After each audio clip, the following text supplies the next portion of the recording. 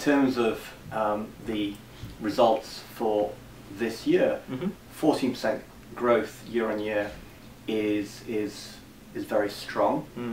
We can talk about some of the regional variations. Oh, absolutely, that'd be great. And there are significant regional variations, but it does demonstrate the underlying health of the MBA qualification. And what's interesting is that since the financial crisis of 2007-8, we did see a drop-off in demand in the immediate 2 years afterwards, but the recovery has been more rapid than in previous cyclical downturns. I see. So if we look back to the dot-com crash at the turn of the millennium, there were 4 years of sustained slowdown in MBA hiring, where most MBA sectors were adversely affected.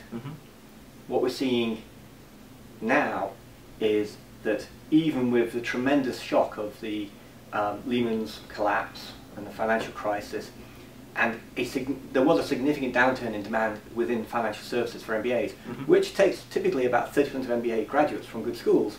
Despite that, overall demand has managed to recover very quickly and then grow well ahead of the levels of 2007. There's no doubt that in the recovery period since 2007-8, Asia has been an engine of growth. Absolutely. We see that this year Asia is growing demand at 20% in terms of a number of MBA job opportunities reported by responding employers compared to previous year. And that's a slight slowdown from 2012-11. We're seeing the same pattern emerging in China that happened in India 10 years ago, where the Chinese employers are beginning to recognize the MBA qualification.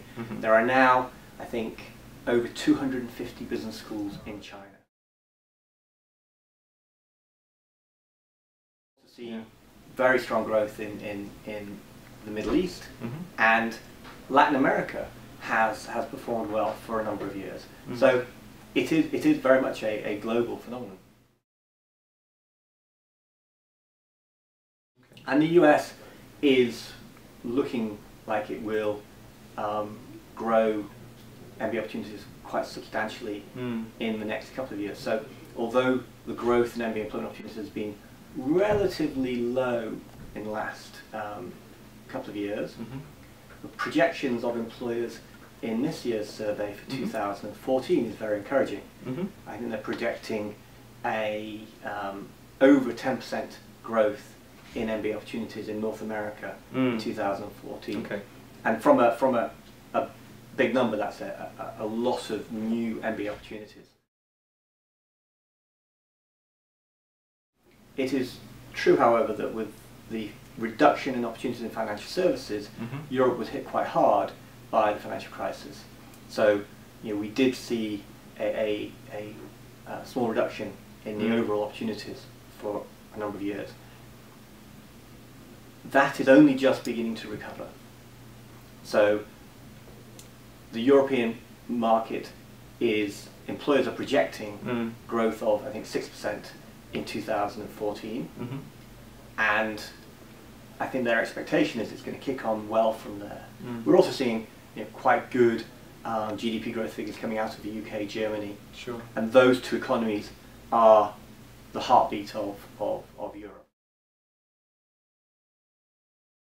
So easily it's a much smaller base. So when you have a much smaller base, it means the swings can be much larger. The majority of Eastern European MBAs in the last decade have found employment in Western Europe or even further afield. What we're seeing now, though, is actually opportunities within Eastern Europe. So the best Russian MBA candidates got jobs in New York or in London. Today, the best Russian MBA candidates can get jobs in Moscow or around Russia, because there are a lot of Russian employers who are expanding, who are financially very successful in banking, in energy, in insurance and other sectors, and they're active.